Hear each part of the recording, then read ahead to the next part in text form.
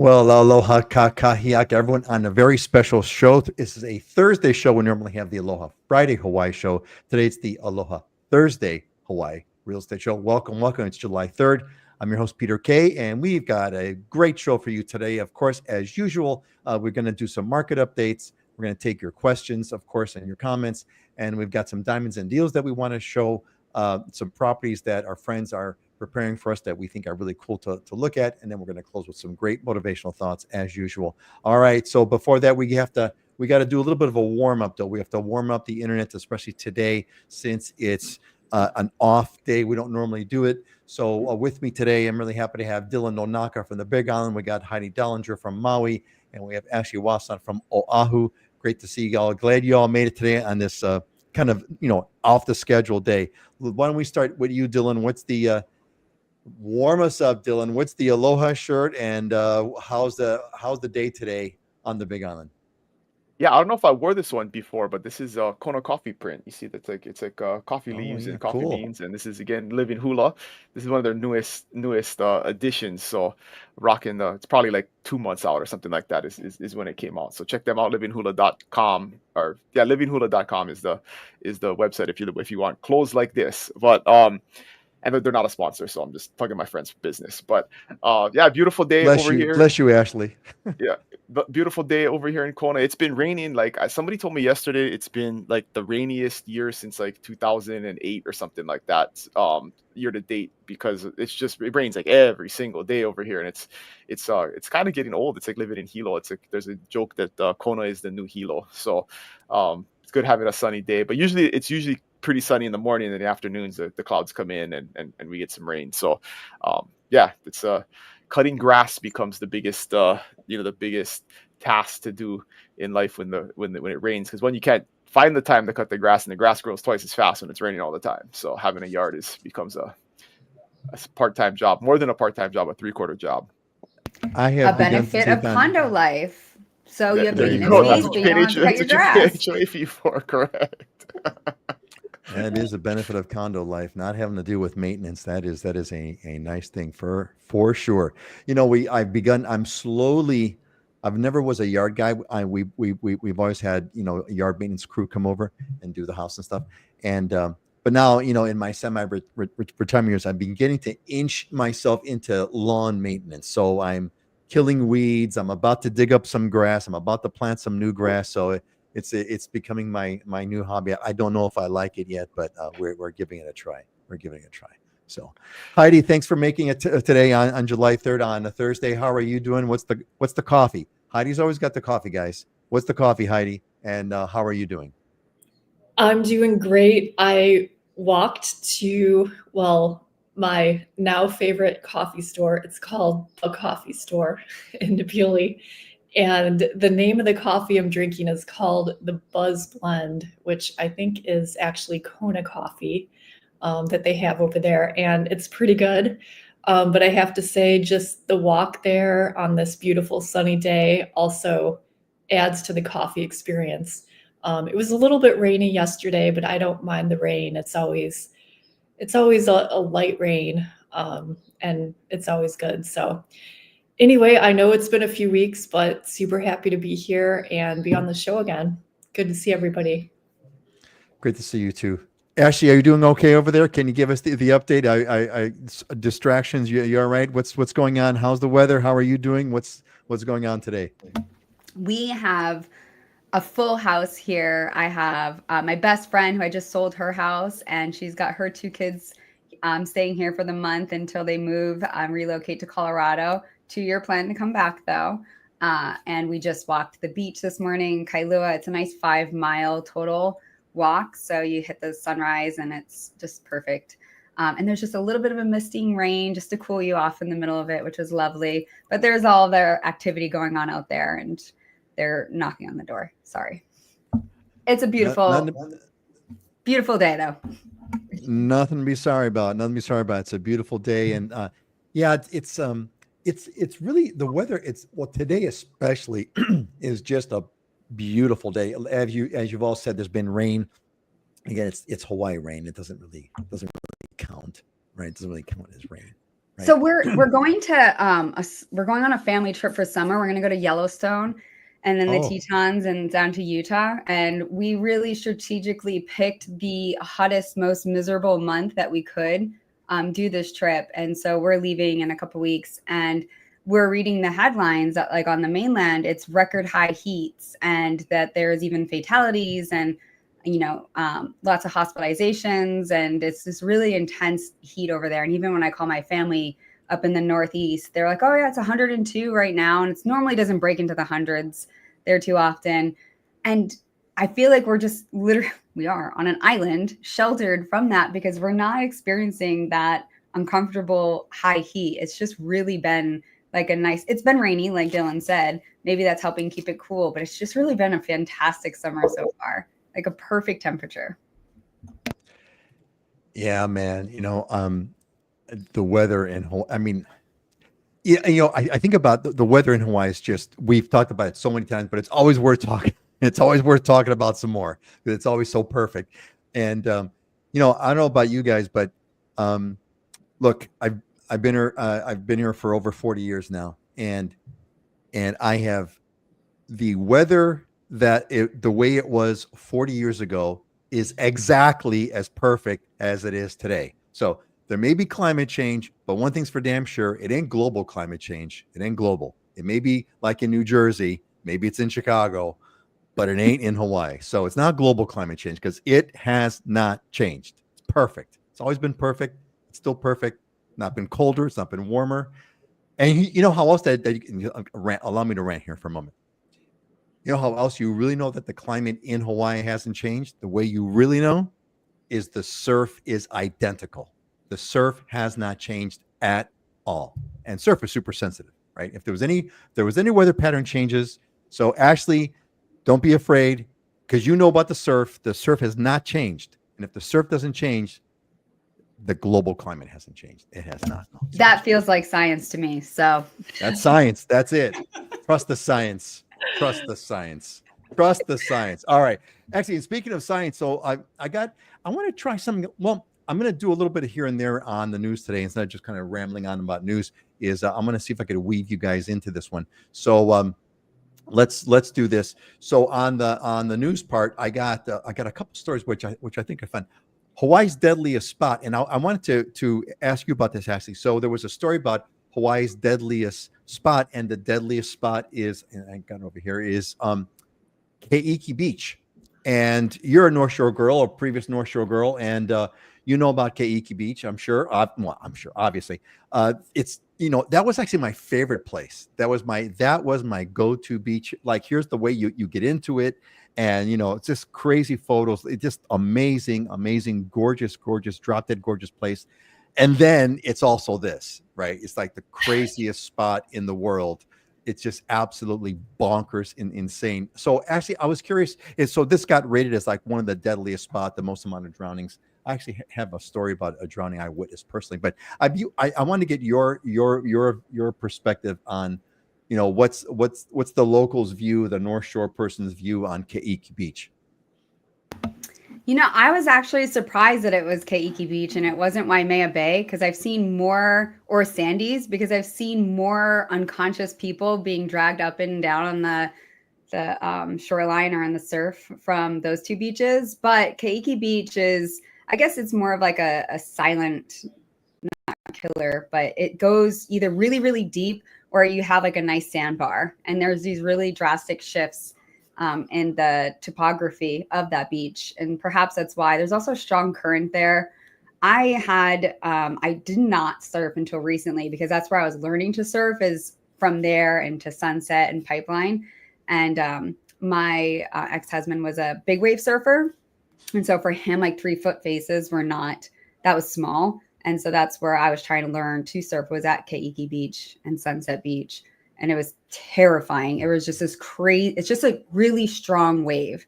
Like when it lifts up the board, it doesn't, you can't just like roll off of it and get tugged. You really just kind of get ravaged by it. So could be why. And I think that beach has a good undercurrent, if I'm not mistaken, but I don't know much about it. Well, there's a whole bunch of things about that beach. It's just, as you said, it's insane. It can, you saw those photos. It's, on one day in the summertime, it's the most beautiful place on earth. In the wintertime, it's like you're going to die there. And there's also no lifeguard. There's no lifeguard. I Unlike think Waimea. that's the more dangerous aspect Correct. of it, because Waimea is crazy dangerous. Sandy's is crazy dangerous, but there is lifeguards. Right. There's lifeguards. That's right. That's right. All right. Next up, Big Island, 4th of July. Big stories about that. There's all kinds of really cool photos of what goes on. And Dylan, I wanted to get your take on, like, they have like car shows, and rodeos and everything. And I was really kind of curious, Dylan, to get, give us the Hilo, well, the Big Island natives view. Were you raised in Hilo, or were you raised in Kona? Kona. I grew up in Kona, but then I moved to Hilo for college, and I lived there for like 9 years before moving back to Kona. So what's the island, yeah.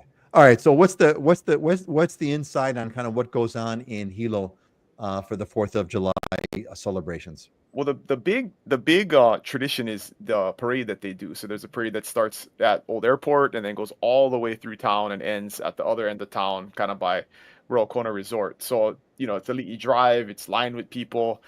A lot of the locals try and avoid that, right? Because it's like too many people and just insanity. But my son is actually walking in the parade with his wrestling team. So we're going to actually be there. So yeah, we'll be there tomorrow in the afternoon. And then after that finishes, once it gets dark, so this happens kind of like right, as the sun's going down at the end of the day. And then afterwards they do fireworks from a barge in the bay. So it's a pretty cool afternoon and cool way to celebrate the 4th. But yeah, with the rodeo culture, there's a big rodeo in Waimea that happens, all kinds of different things. So it's a cool day here in Kona town. So yeah, that stuff happens in Kona. Hilo, I'm not really sure what happens in Hilo on the 4th, not as much. So cool, awesome. Yeah, it's a big thing with the Big Island. At least there was a story about it.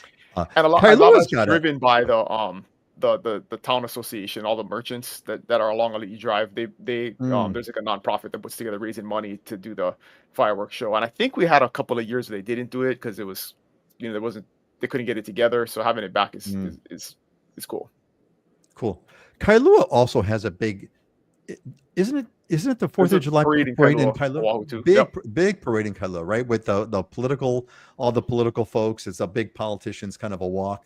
Remember doing that during election years. Yeah, election years, like 50% of the groups are politicians. Yeah.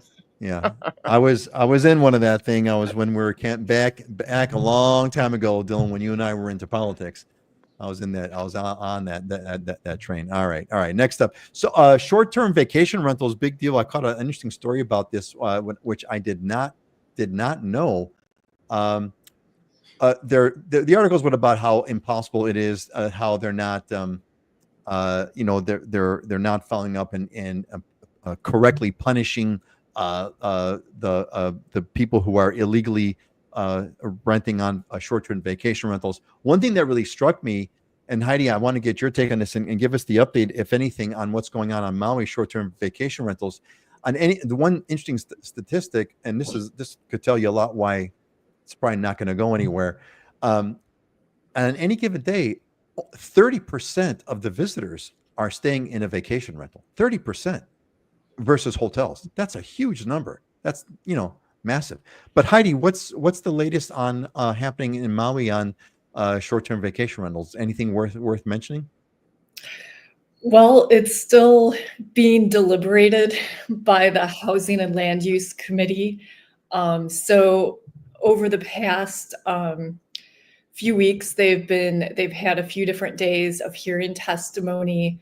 Over 300 people testified.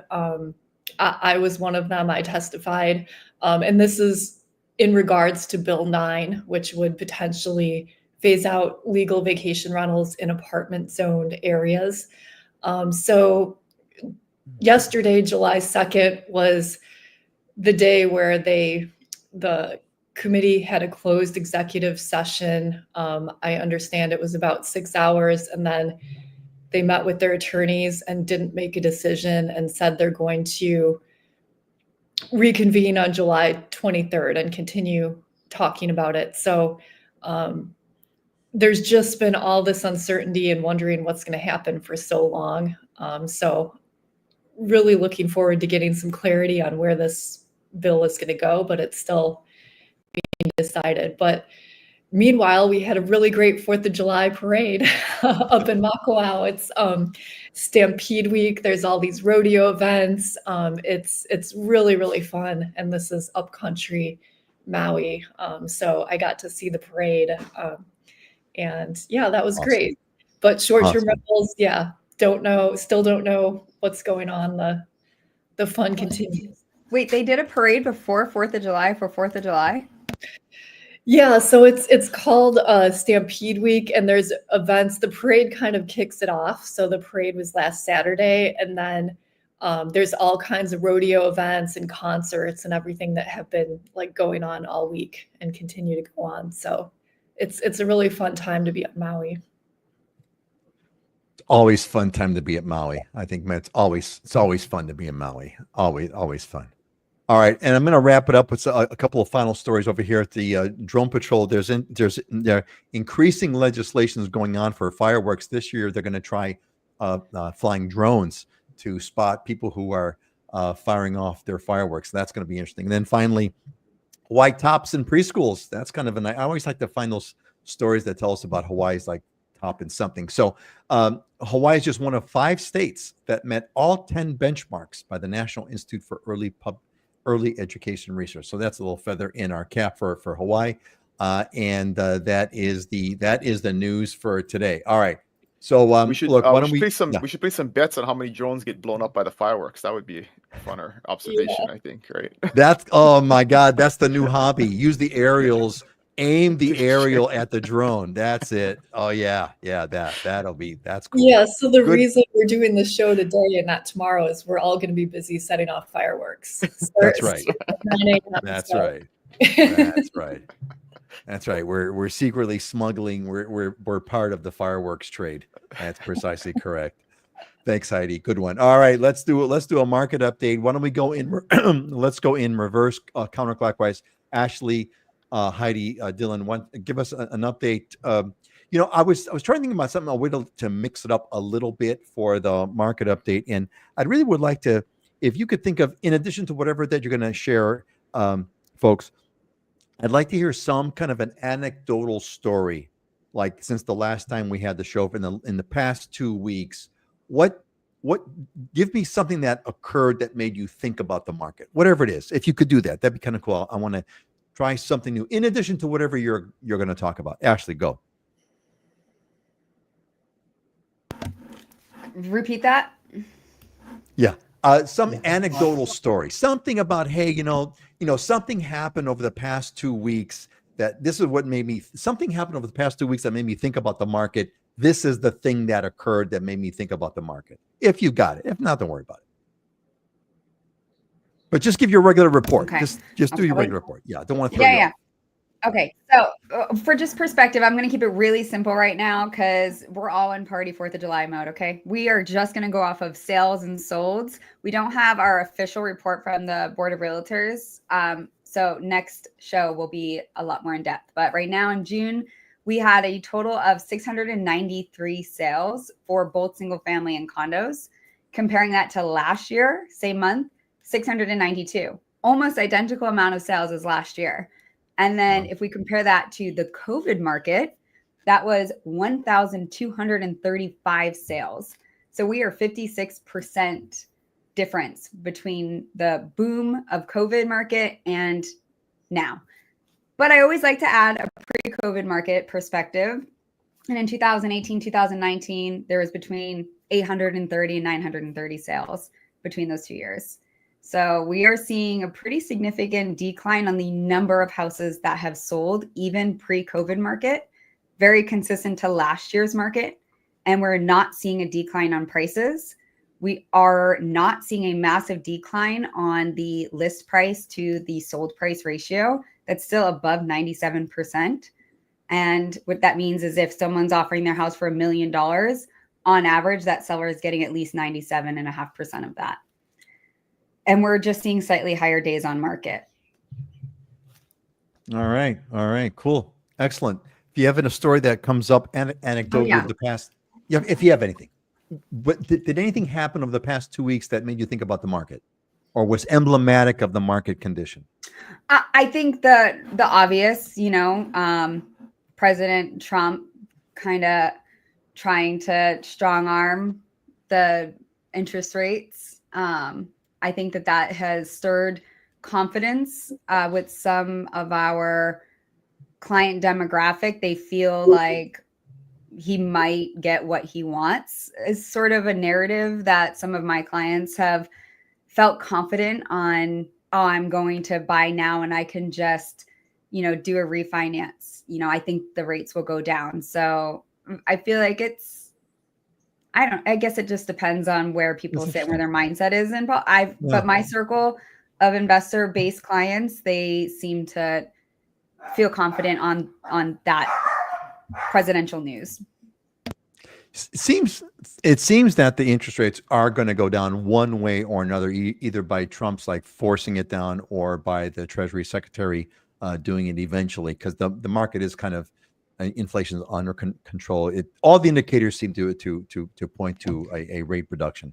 Well, he's saying that it's not indicating to see a rate reduction. That's his whole point. Is he's like, there is no way we could possibly even talk about reducing the rate right now because these tariffs just create such an unknown market. We don't know if you're going to put them back on, if you're going to take them off. And then it takes, a quarter, sometimes 2 quarters to see the impacts of that. So how could we possibly even discuss a rate decrease or any type of difference if we don't know what your next step is going to be? Trump continues to demand that they do it. So there's 2 projections, and these are just projections that I understand is they don't think that the rates are going to go down in July because that's too soon. However, if they were to go down this year, it would probably be in September, October, if they were. But if it didn't in 2026, they think that he's going to try to get him out of his position, and Trump will put someone else in the position so that he can get what he wants. And I think that's where people feel like the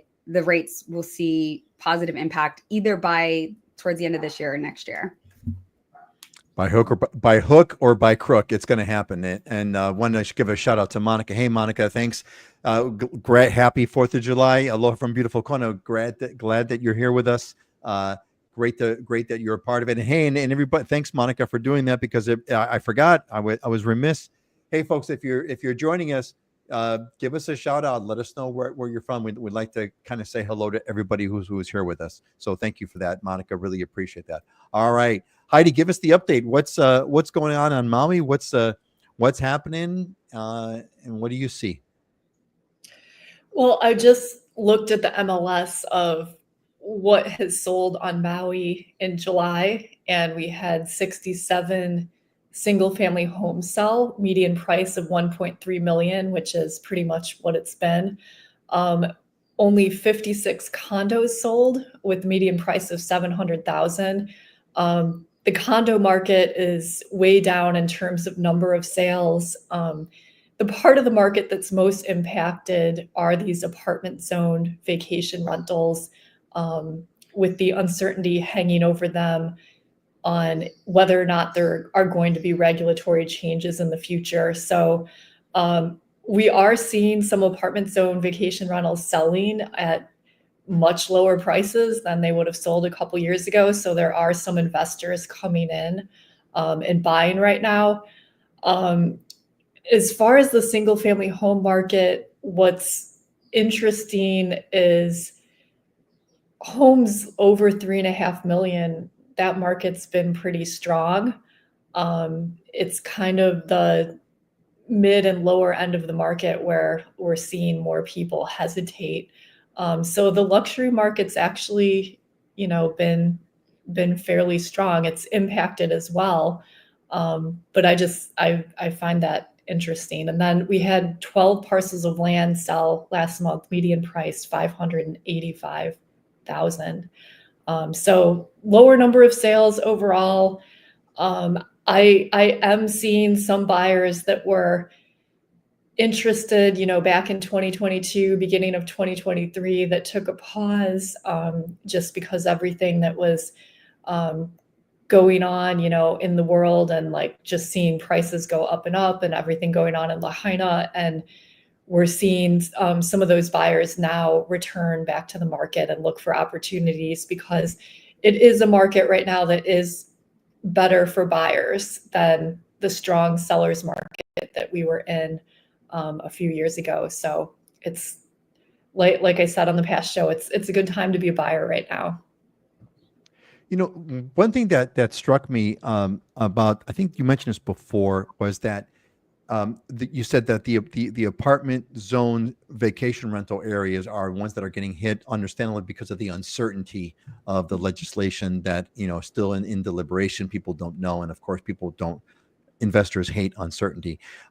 One thing that you mentioned, I wanted to kind of reconfirm that or whatever, was that though the specific units are being kind of like pushed down in value, are not moving right now because of the uncertainty. Those are the apartment zoned units that are being currently being used for short-term vacation rentals, which might go away.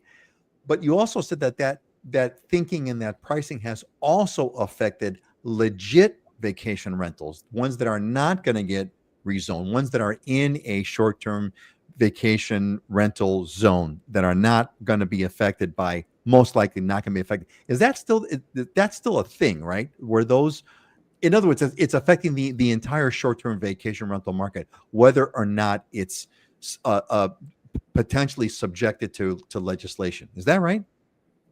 Yeah, and I think it's just because buyers in general, they might hear about some of these issues and not differentiate between different zonings, or knowing, which property you can or cannot do certain things. So, I mean, the hotel zone vacation rentals, that even though there's no foreseeable risk of anything changing with their vacation rental status, I mean, those properties have been impacted as well.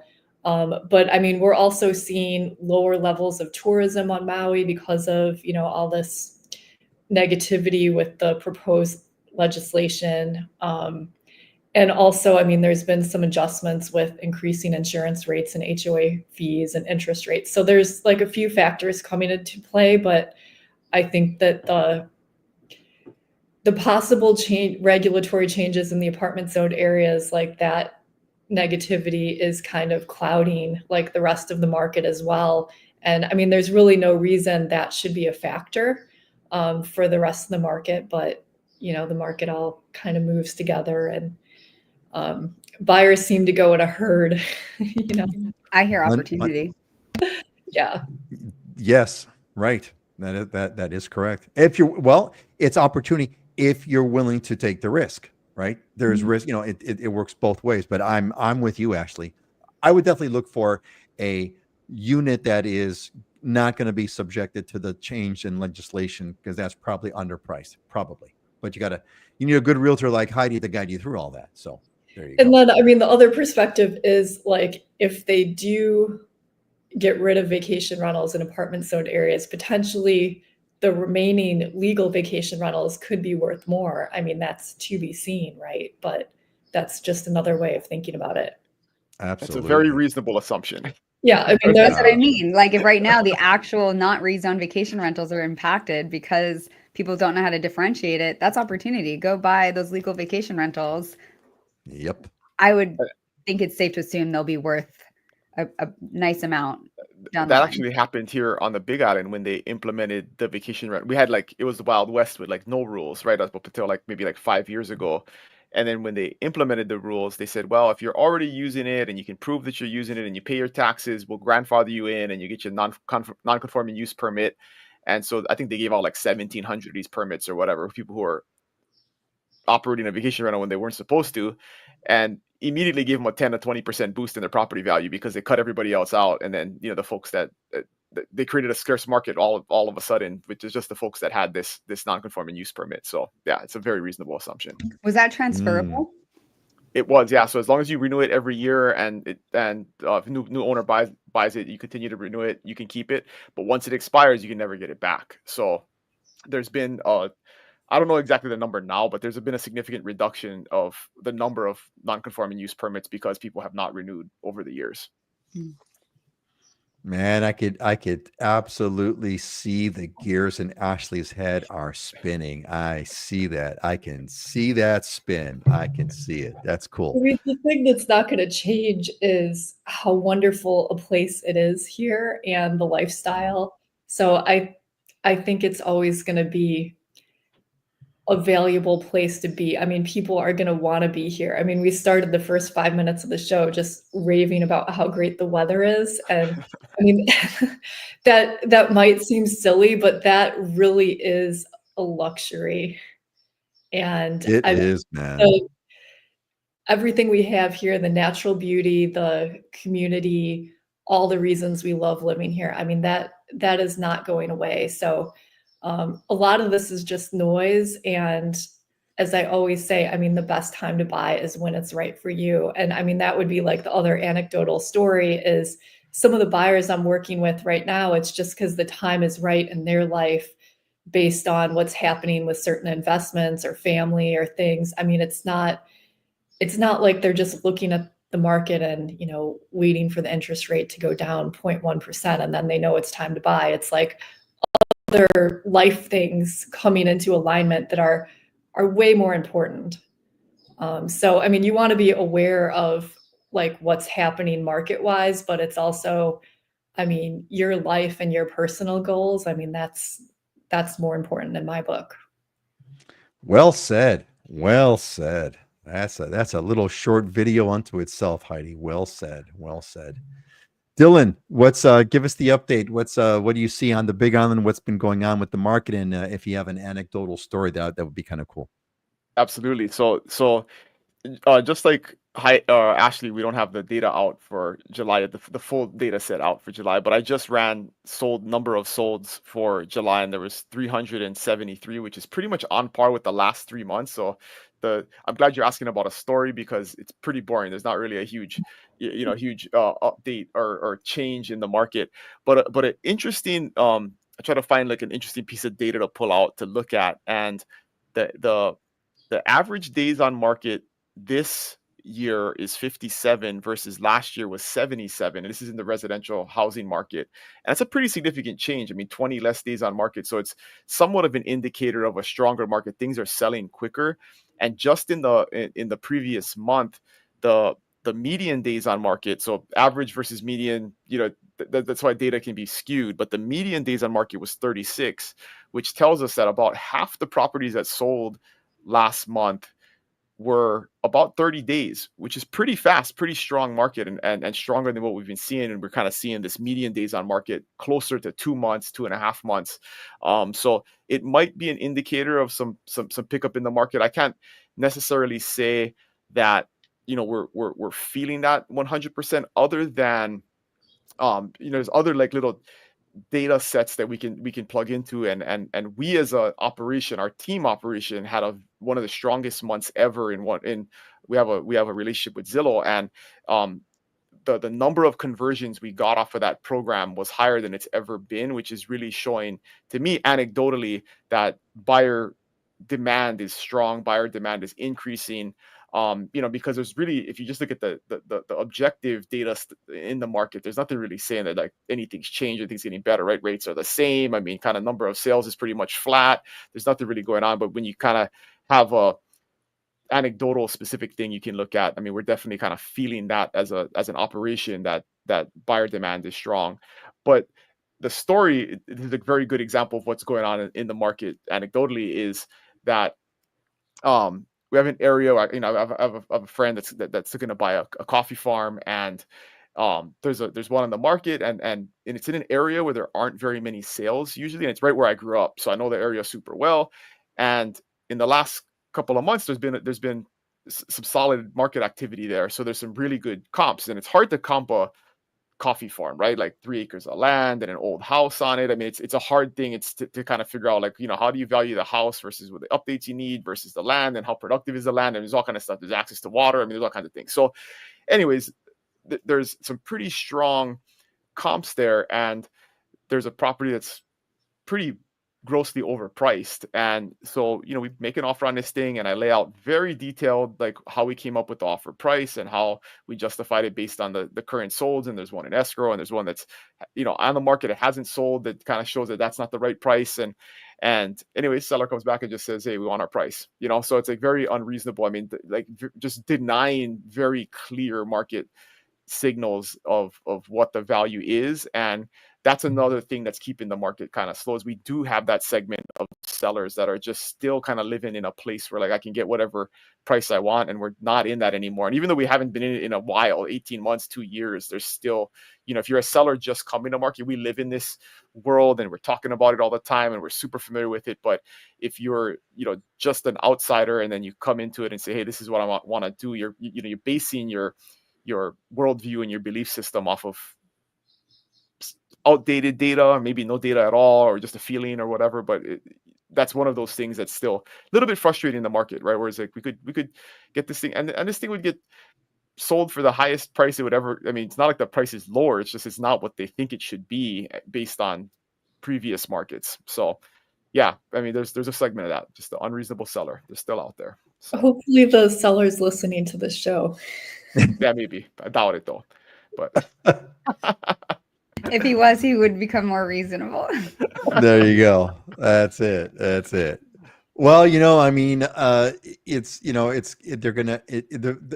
interesting, right? The buyer seller dynamics. It's really, really fascinating because for the seller, they're in this fantasy of what they think that the house is worth. And of course, we all have, fantasies of what we think the things that we own, that we hold dear, what they're worth versus what other people are willing to pay. And on the other hand, what's going to be interesting is to see, well, how badly do they want to sell this thing? Are they willing to kind of wait for years? Are they just putting it on to see if it'll sell? Because sooner or later, it's kind of like, okay, reality is going to bite me in the butt, and they're going to either have to move or not. And then it's sure always, you guys deal with this all the time. It's always mediating, like, with a buyer who's like data driven and like analytic, they want to analyze this thing. They're like, why don't they get it right? You always get this from buyers, like, how can they don't understand? And it's like, what you don't understand is a seller.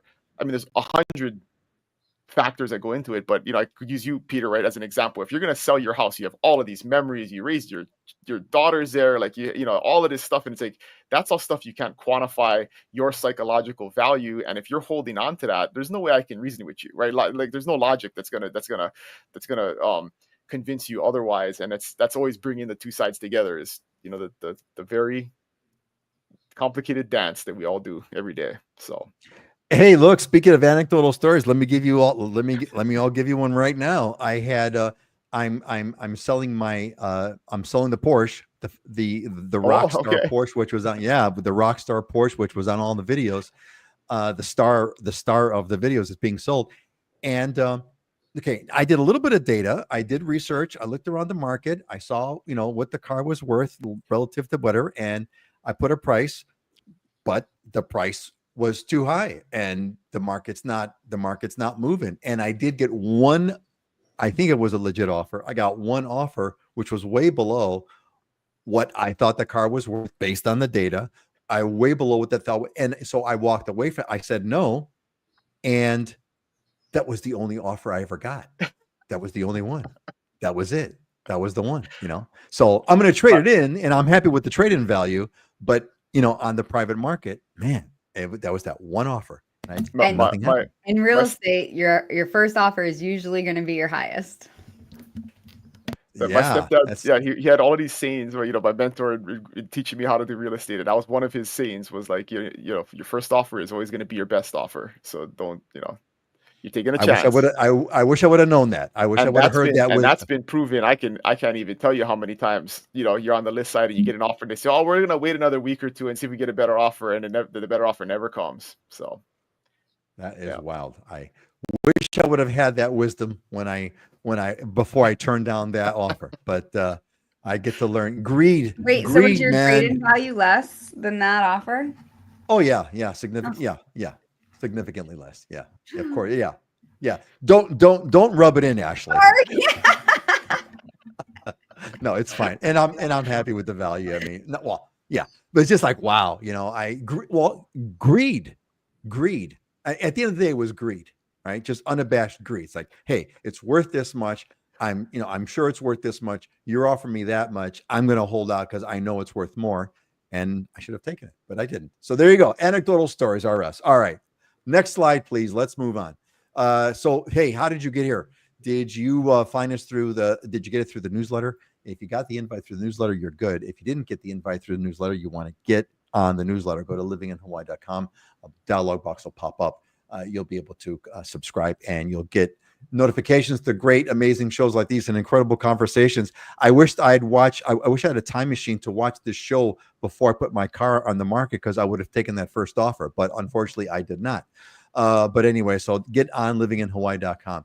And I'd love to hear from you. Give us a comment. If you're watching us right now, let us know where you're from. It's always nice to say hi to people. And speaking of saying hi to people, I want to say, well, first of all, a couple of folks over here. Hey, Val, happy 4th of July. Mahalo for all the updates. Keep up all the great work. Well, Val, you're very welcome, and I'm really glad that you're here. Hey, we do have something here from Karamia. Karamia says, I live in a 3-bedroom, 2-bath condo on Oahu, which will be subject to a $30K assessment due to pipe replacement project. Unfortunately, the comps for this property have dropped substantially. HOA fees are expected to increase from $900 a month to $1,200 a month. Do you think the market will stabilize for this property once the project is completed, or is it permanently affected? Damn, good question, girl. Nice one. Ashley, what's your take? That can go in either direction.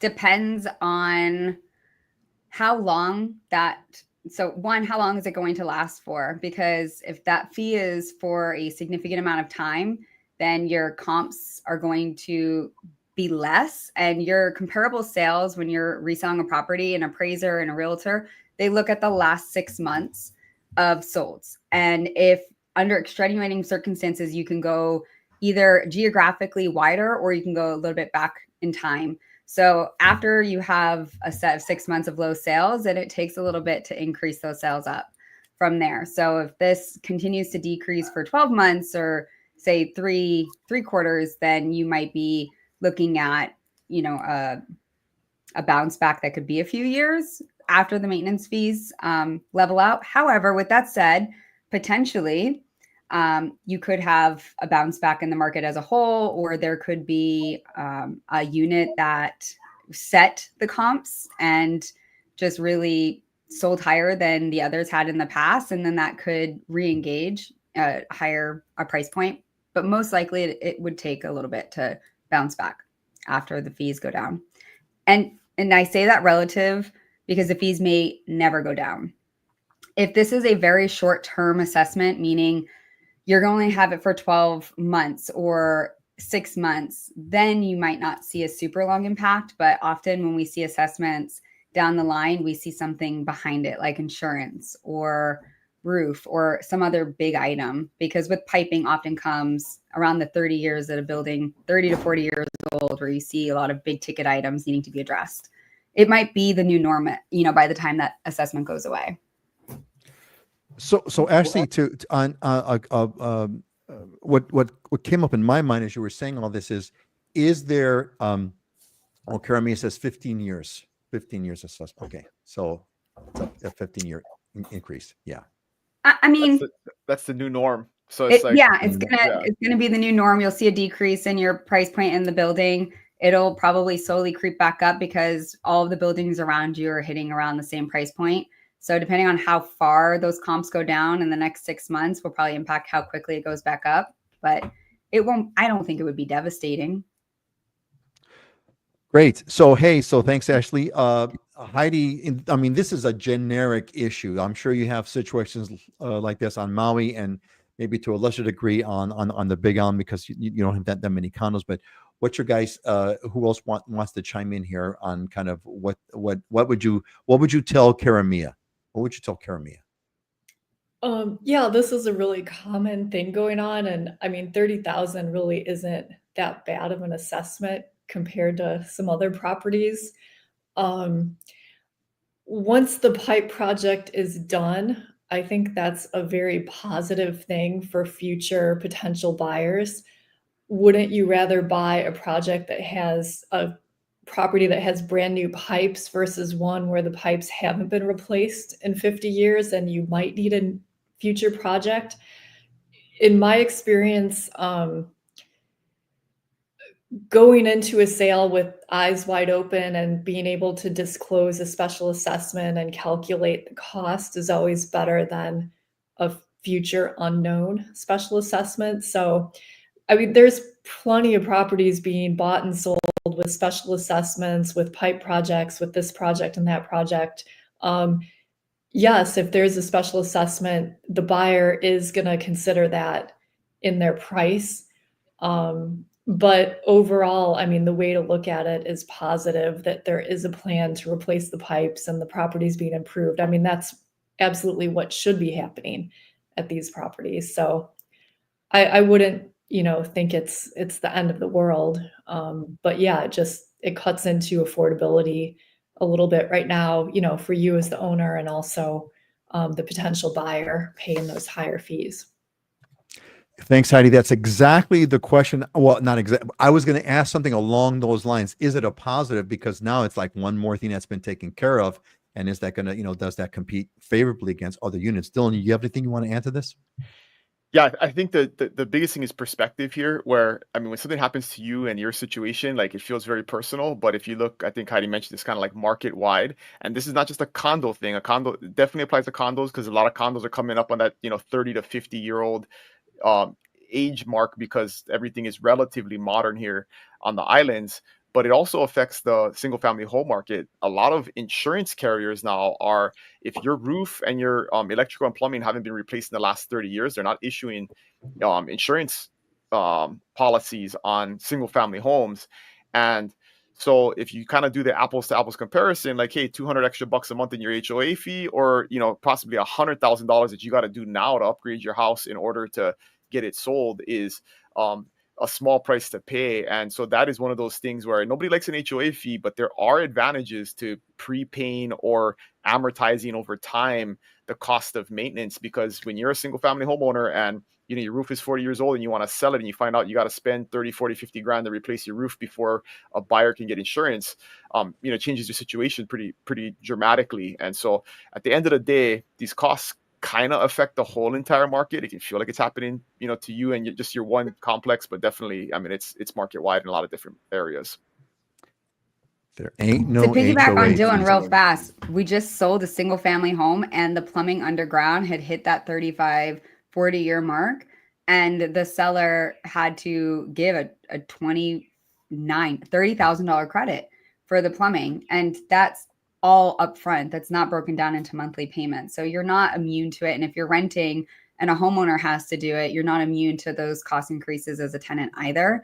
And, another positive too that we see in buildings, especially because Heidi brought up a good point, 30,000 is not a whole lot comparatively. You might see people be able to pay that off at closing at some point. So after a loan gets to a certain maturity, sometimes during sales, you can pay it off in lump sums, which also helps overall increase the unit's values down the line too. Excellent. Great discussion. Great. Excellent. You guys. Great job. Karamia, you just got like crazy experts commenting on your situation and it didn't cost you a penny. And that is a deal. That is a deal. All right. Let's move on. It's time to move on to our diamonds and deals part. We got a bunch of properties here that folks that they've handpicked that they want to share. So let's go with this first one. Oh man, Heidi, what are we looking at here, Heidi? So this is a gorgeous home up in Haiku, which is up on the North Shore of Maui. It's a mid-century modern. It's on 4 acres, 36 square feet. It's just absolutely beautiful. The architect was Harry Rice. I don't have a picture of it sadly on the slide, but there's a spiral staircase that's all from wood that was harvested from trees in the gulch on the property. And it was just remodeled, just so tastefully done and just really cool property. So I wanted to share it. and just under. Thank you. Thank you for sharing that. That is a stunning property. And I'll tell you something. I would just want it just to be able to say I live on Hogback Road. That's what I like about it. I live on Hogback Road. It's stunning. Seriously though, it's a stunning property. I just like the name of the street. And haiku, isn't a haiku like a poem, like a format of a poem? Isn't that like a haiku? Is that also the term for that? So there's something poetic, right, about Hogback Road, hogbacks and haiku. It just works. It just works. Peter, we just need to get you Guaranteed licensed. You're just so good at describing it. there's guaranteed a lot of pigs there, that's for sure. Because Hogback Road. I wonder why they named it that. I wonder why they named it that. No, but it's a stunning. It is a. I mean, this photograph is amazing too. The view out of the lanai. It's a beautiful property. And 4 acres. My God, that's a lot of land. That's a lot of grass cutting, Dylan. That's a lot the of first grass thing that comes to my mind is how much grass do I gotta cut. Yeah. a lot of grass cutting, man. That's a lot of grass. It's a beautiful property. Thanks, Heidi. All right, Eva Beach. What are we looking at, Ashley? So just listed this one. This was the original model home of this association in Ho'akale. It's a 3-bedroom, 2.5 bath. All of the it can be sold, all of the furnishings in it at this price. So you just grab the keys and bring in your toothbrush. It is so cute. Well designed, articulated plantation shutters, fenced yard. Maintenance fees are $833 a month, and that also gets you access to the private Waikai Lagoon where you can paddleboard and kayak or beach. It's right by the beach as well. So if you're familiar with Waikai in Eva Beach, Kapolei area, it's got a wave pool. It's got if you go to the next slide, you can kind of see it on the aerial photo. No, you can't. Just kidding. But there's like a water park and everything very close by, golf course, the mall. It's just a cute little place. You don't need to worry about really doing any maintenance. And it's courting it, $835,000. 832. 832. Very nice. Very nice. That seems like a pretty good deal, right? I mean, for Ho'akale.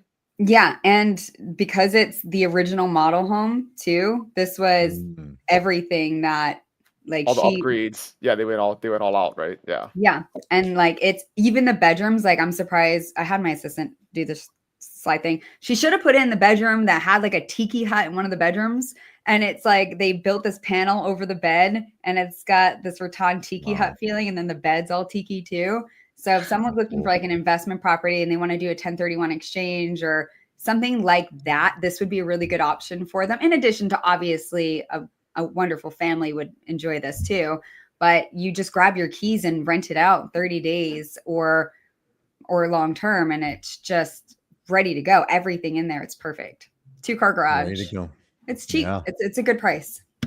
Yeah. Well, there's a garage too. That's great. Yeah, 2-car garage, and you're right next to the guest parking, but you're on the end unit. So you have this grass, you're just surrounded by grass and space, but then you also have about 20 guest stalls behind you, behind the garage. So nowhere near your living space or your view. And you're close enough to the trash, but far enough away where it's not next to you. It really is. It's the model home for a reason, right? They picked that one to showcase the entire association, the development. It is practically by definition. Well, because you can see in the lower right there that where that red dot is, it's in that corner lot. It is by definition the model property. By definition, right? By definition. It is. All right. Next slide, please. Kona Paradise. Dylan, what are we looking at over here? Yeah, this is a neighborhood that I'm always fond of. It's where my wife grew up in, and my in-laws still live there. It's like 45 minutes south of Kailua Kona, so it's out of town. It's in a rural area, but there's one of the best beaches I think in Hawaii called Pebble Beach, and it's this huge black pebble beach at the bottom of it. And sometimes some people think it's private because you don't really know it's there because you got to drive down through this neighborhood, and just a killer house. I mean, you can see the view there, huge lanai. And this one, the neighborhood goes from like 1,000 feet down to sea level in like less than a mile. So it's like it's really steep road that winds down to the shoreline. So you're up at like 1,000 feet, but you can actually get down to the water in like 5 minutes, right? Because you're like right there.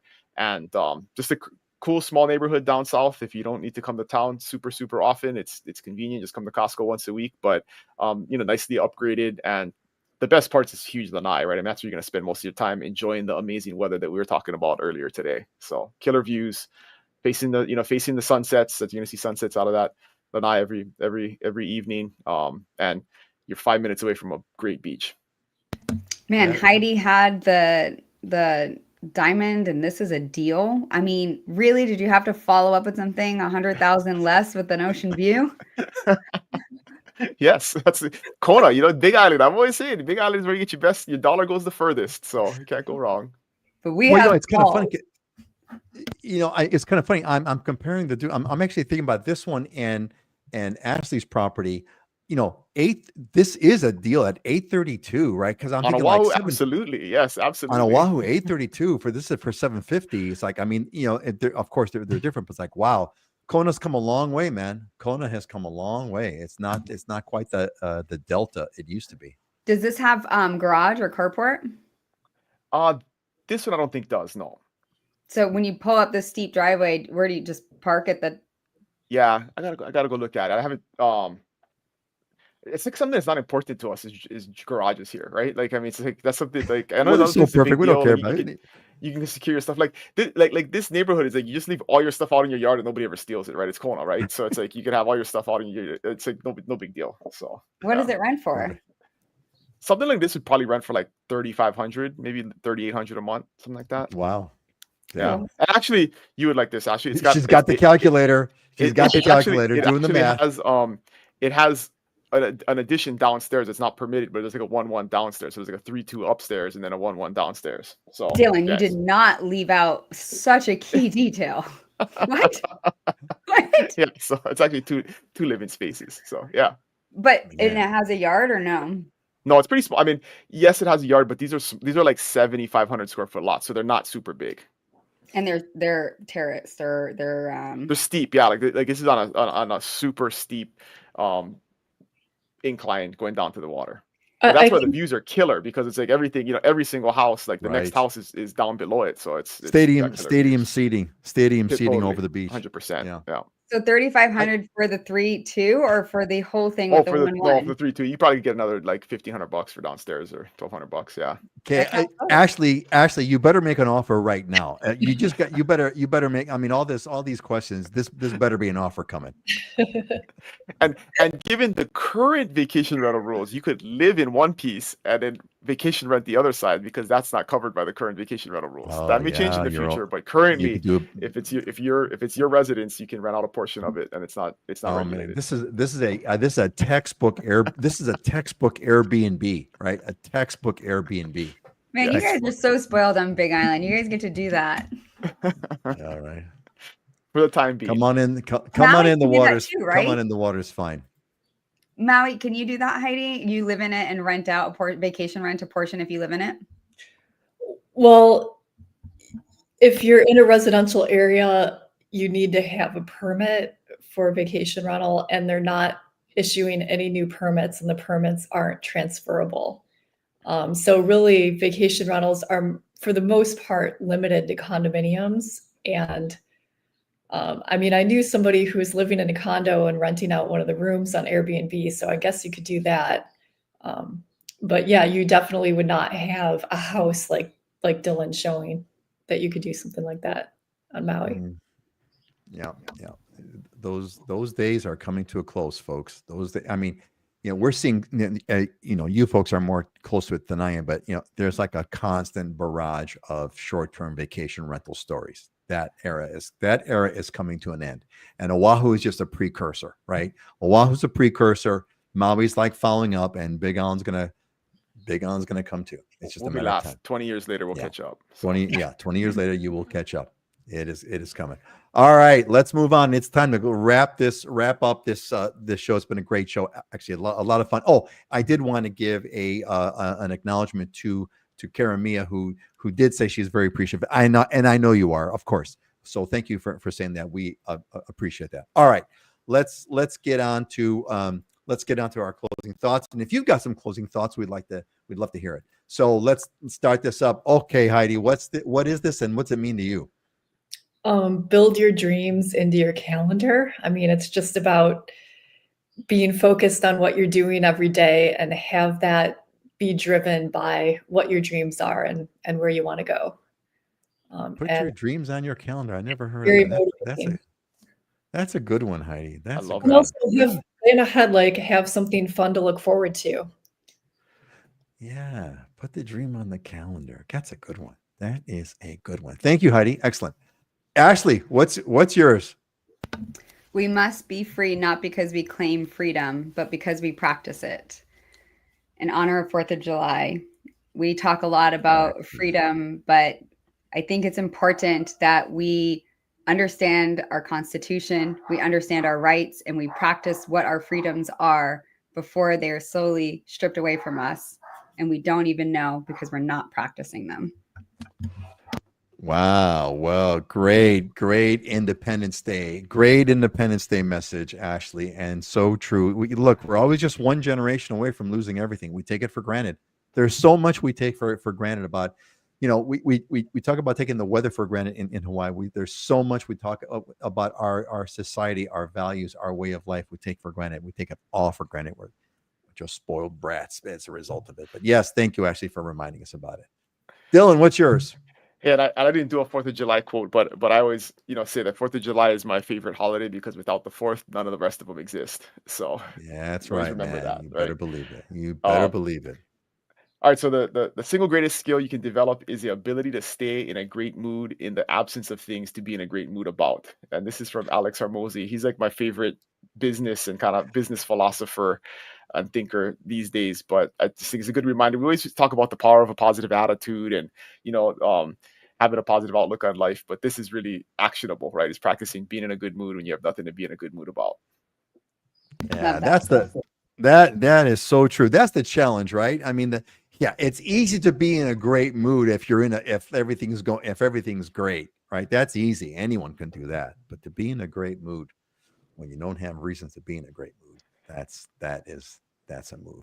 That's a And skill. speaking of great moods, Momo's in a great mood because he says, "Aloha, Dylan and crew." It's Mo on the Big On. I love What's this happening, Mo? part of the show. Mo, great to have you here with us, Mo, and I'm glad you love this part of the show. I was just It talking is about them the other day in the office with the agent that helped them buy their last property, and I miss them. So I'll give you guys a call. awesome. Do that. All right, cool. All right, and we're gonna wrap it up the way we normally do with my with my thing here on Proverbs.